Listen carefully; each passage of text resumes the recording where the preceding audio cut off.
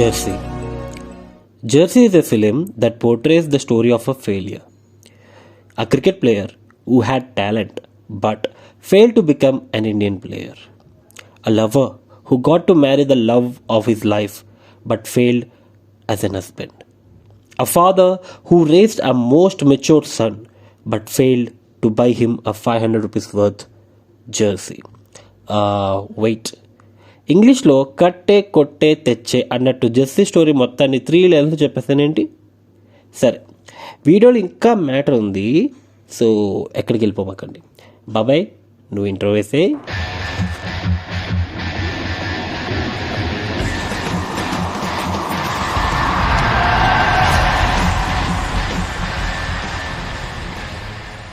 ఈరోజు మన natural star Nani గారి బర్త్డే కాబట్టి ఆ సందర్భంగా ఆయనకి విషెస్ చెప్పుకుంటూ ఈ స్పెషల్ వీడియో అయిన జెర్సీ, ఆయన కెరియర్లోనే best film and special film అయిన ఈ మూవీ గురించి మనం మాట్లాడుకుందాం. జెర్సీ కేవలం ఒక 3 గంటల సేపు ఉండే ఒక నార్మల్ సినిమా కాదు. Jersey is an inspiration. ఈ సినిమా చూసిన ప్రతి అబ్బాయిలకి మాత్రం ఈ సినిమా చాలా చాలా ఇన్స్పిరేషన్గా అనిపిస్తుంది. లైఫ్లో ఏమీ సాధించని ఒక పర్సన్ స్టోరీ చూసేటప్పుడు ఎంతోమంది దానికి రిలేట్ అవుతూ ఉంటారు. ఎందుకంటే మనం రెగ్యులర్గా చూసే జనాలలో వాళ్ళ జీవితంలో ఎన్నో చేయాలి, ఏదో సాధించాలి అనే కోరికల్లో ఆశలతోనే ఎదుగుతూ ఉంటారు. వాళ్ళు అనుకున్న పని చేయలేక, చేస్తున్న పని నచ్చక కుమిలిపోతూ అలాగే జీవిస్తూ ఉంటారు.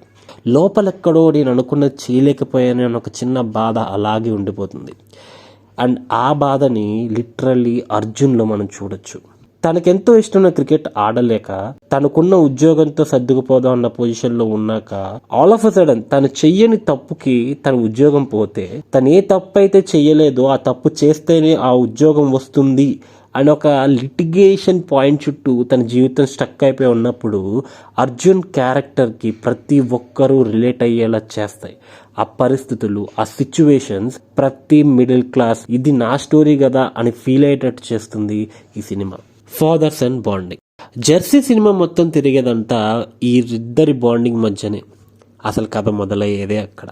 నాని అర్జున్ని జెర్సీ కొనివ్వమని అడుగుతాడు. ఆ జెర్సీ కాస్ట్ 500. సో దానికోసం చెయ్యాల్సిన ప్రయత్నాలన్నీ చేస్తాడు. తిప్పలన్నీ పడతాడు. అప్పు చేయడానికైనా, అడుక్కోవడానికైనా, ఆఖరికి సొంత భార్య దగ్గర దొంగతనం చేయడానికి కూడా సిద్ధపడిపోతాడు అర్జున్. చనిపోతాడని తెలిసిన ఒక్కటే మ్యాచ్ ఆడితే నా కొడుకు జెర్సీ కొనిచ్చేయచ్చు అని క్రికెట్ కూడా ఆడతాడు. తీరా డబ్బులు రావని తెలిసిన తర్వాత కోపంలో నానిని కొట్టేస్తాడు. ఈ దెబ్బ ఎక్కడదని సారా అడిగినప్పుడు క్రికెట్ బాల్ జరిగిందమ్మా అని చెప్పి నాని చెప్తాడు. అర్జున్ అమ్మ అడిగినప్పుడు నువ్వు అబద్ధం ఎందుకు చెప్పావు అని అడిగితే ఇక్కడ పడుతుంది సార్ అసలు డైలాగు.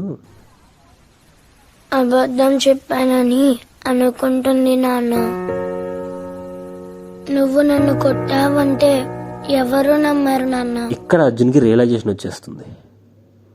తన కొడుకు దృష్టిలో తను ఏ పొజిషన్లో ఉన్నాడు, తను ఎలాంటి బతుకుతున్నాడు, ఇదో బతుక, ఇలా బతకడం కన్నా నచ్చిన పని చేస్తూ చావడం మేలనుకుంటాడు. క్రికెట్ ఆడడం మొదలు పెడతాడు.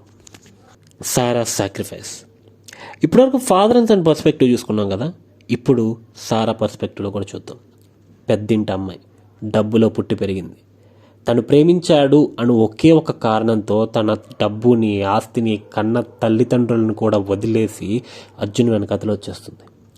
అర్జున్ క్రికెట్ వదిలేసిన, తన్ని దూరం పెట్టిన, జాబ్ పోయిన తర్వాత కూడా ఏ క్షణం కూడా తన తండ్రి దగ్గరికి వెళ్ళిపోవాలన్న ఆలోచన సారాకి రాలేదు. అర్జున్ ఏ పని చేయకుండా ఇంట్లో పడి కూర్చుంటున్నా తను కష్టపడి ఇంటిని పోషించాలి, అర్జున్ ఉద్యోగాన్ని ఎలాగైనా తిరిగి తీసుకురావాలని ప్రయత్నాలు చేసిందే తప్ప ఏ రోజు వేరే పని చూసుకోవా, ఇంకేం చెయ్యవా అని అర్జున్ని బాధ పెట్టే ప్రయత్నం చేయలేదు. సారా క్యారెక్టర్ని చాలామంది చాలా మిస్అండర్స్టాండ్ చేసుకుంటూ ఉంటారు. అంత మెచ్యూర్డ్ క్యారెక్టర్స్ ఉన్నారు కదా సినిమా మొత్తం.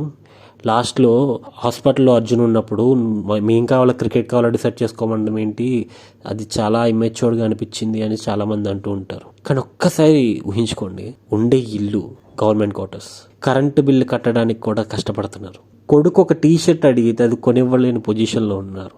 ఇలాంటి టైంలో తన భర్తని కోల్పోతే, ఎన్నో కోల్పోయింది సారా తన జీవితంలో, ఎన్నో వదిలేసుకుంది అర్జున్ కోసం. ఆ అర్జున్ని కోల్పోతే తన పరిస్థితి ఏంటి అన్న బాధ నుంచి వచ్చిన మాటలు అవి. Sara is a very well written character. ఆ క్యారెక్టర్ ఆ పాయింట్లో అలా బిహేవ్ చేయడమే ఆ క్యారెక్టర్కి అందం. And Sara is very misunderstood character. Sara నేను ఎంత గొడవ పడినా సరే తను నన్ను ఎప్పుడు సపోర్ట్ చేసింది. ఫ్యామిలీ రెస్పాన్సిబిలిటీ అంతా తనే తీసుకుంది. తను నన్ను అంతగా నమ్మకపోయి ఉంటే.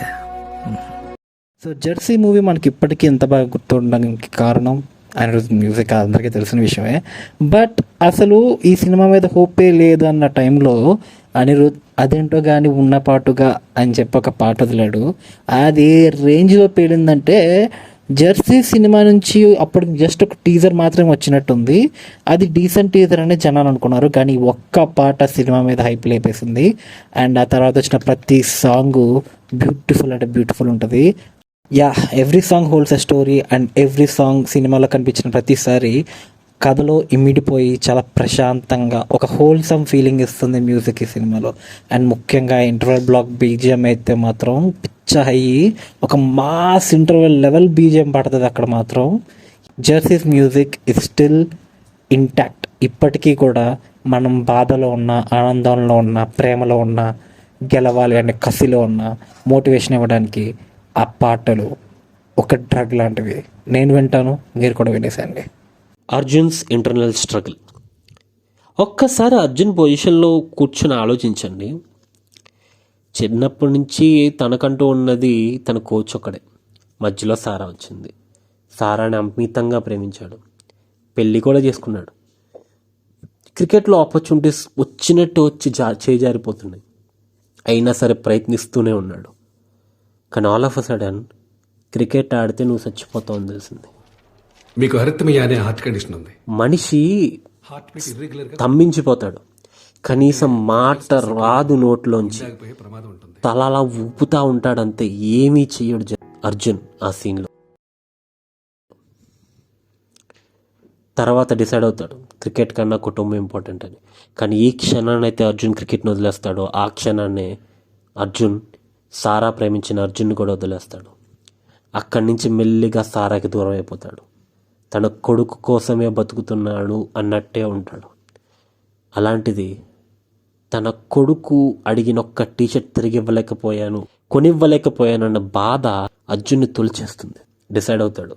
క్రికెట్ మ్యాచ్ తర్వాత గ్రౌండ్ నుంచి బయటకు వచ్చేటప్పుడు నాని అర్జున్ని చూసిన చూపు అర్జున్ మనసులో స్థిరంగా ఉండిపోతుంది. అప్పుడు డిసైడ్ అవుతాడు, చావో బ్రతుకో తన కొడుకు ముందు ఇంకెప్పుడు నేను తగ్గకూడదు అని క్రికెట్ ఆడడం మొదలు పెడతాడు. ఆడుతున్నంతసేపు తన మీద పడే ఫిజికల్ స్ట్రెయిన్, తన ఏజ్, పైగా ఈ హార్ట్ కండిషన్, ఇన్ని పడుతున్నా తను ఎక్కడ ఆగిపోడు.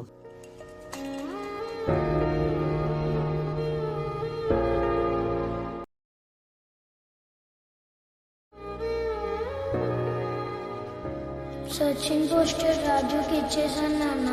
ప్రాణం పోయినా పర్లేదు, నా కొడుకు కళ్ళలో నేను ఎప్పటికీ హీరోగా మిగిలిపోవాలి అని.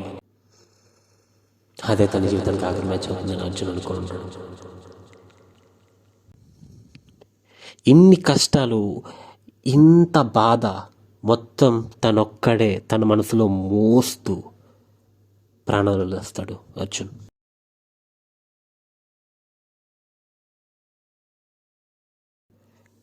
Father is always a hero. Nani perspective నుంచి చూసుకుంటే అర్జున్ ఎప్పుడో ఒక హీరోనే. నాని అర్జున్తో కలుసున్న 7 సంవత్సరాల కాలంలో ఈ మొత్తం 7 ఏళ్లలో అర్జున్ నానిని కొట్టింది ఒకే ఒక్కసారి. అది మినహాయిస్తే మిగతా సమయాలన్నిటిలోని నానికి అర్జున్ ఎలా గుర్తుంటాడు? తనతో సరదాగా ఉంటూ, ఎప్పుడూ తనతో అల్లరి చేస్తూ, తన ఆనందంగా చూసుకునే ఒక తండ్రి. తన క్రికెట్ జర్నీకి ఒక ఇన్స్పిరేషన్. తన నాన్నని ఆనందంగా చూడడం కోసం క్రికెట్ బోర్డులో ఉండే ఫోటోలను చూసుకుంటూ కూర్చుంటాడు నాని. అలాంటిది వాళ్ళ నాన్న గ్రౌండ్లో ఆడడం చూసి మైమరిచిపోతాడు. వాళ్ళ నాన్నకి చెప్తాడు, నువ్వు మళ్ళీ క్రికెట్ ఆడవా నాన్న, ఆడితే హీరోలో ఉంటావని చెప్తాడు. ఆ క్షణం వాళ్ళ జీవితాలు మార్చేసింది. కానీ చనిపోయేటప్పుడు కూడా అర్జున్ నాని దృష్టిలో హీరోగానే చనిపోయాడు. Jersey the end. చివరికి ఏం మిగిలింది అర్జున్ అంతా చేయడానికి? ఈ క్వశ్చన్ చాలామంది అడుగుతూ ఉంటారు. 50,000 ఇచ్చేస్తుంటే ఉద్యోగం వచ్చేసేది, శుభ్రంగా ఫ్యామిలీతో ఎంజాయ్ చేసుకుంటూ ఉండేవాడు, బాగా సంపాదించుకునేవాడు, కొడుకు ఎక్కువ కాలం కలిసి ఉండేవాడు కదా అని. కానీ అర్జున్ అలా ఆలోచించే మనిషి కాదు. అర్జున్ వేరు. తన కొడుకు అడిగిన జెర్సీ తిరిగి ఇవ్వలేకపోయిన గిల్ట్ దగ్గర మొదలైన అర్జున్ కథ, అర్జున్ ప్రయాణం. తను చనిపోయిన ఆల్మోస్ట్ 25 ఏళ్ల తర్వాత తన కొడుకు చేతిలోకి తన పేరుతో ఉన్న Indian Jersey original, and that is the most beautiful and poetic way to end a film like Jersey. ఈ వీడియో చూస్తున్న వాళ్ళు జెర్సీ మూవీ ఎంతమందికి ఇష్టం ఉంది, ఇష్టం లేదనే విషయం నాకు తెలియదు. నా వరకు నాని గారి కెరీర్లో బెస్ట్ ఫిలిం అంటే అది జెర్సీనే. అది కమర్షియల్లీ ఎంత హిట్ అయింది, హిట్ అవ్వలేదు అనే విషయాలు నేను అస్సలు ఆలోచించను. ఎందుకు అంటే that film inspires me to never give up on your dreams. ఓడిపోతావని తెలిసినా కూడా ఇంకొకసారి మళ్ళీ ప్రయత్నించాలన్న ఇన్స్పిరేషన్ ఇచ్చింది నాకు జెర్సీ సినిమా. నేను ఈరోజు ఏం చేసినా, ఏం ప్రయత్నించినా, ఎంత ముందుకెళ్ళినా ఆరంభమే అని అనుకునే ముందుకు వెళ్తాను. అండ్ ఆరంభమేలే, అండ్ అదే నా మంత్రం. సో ఈ వీడియోని కూడా మనం అలాగే ఎండ్ చేద్దాం. ఓకే, ఎప్పుడు బాయ్ బాయ్ అంట కదా, బట్ ఇప్పుడు మాత్రం ఆరంభమేలే.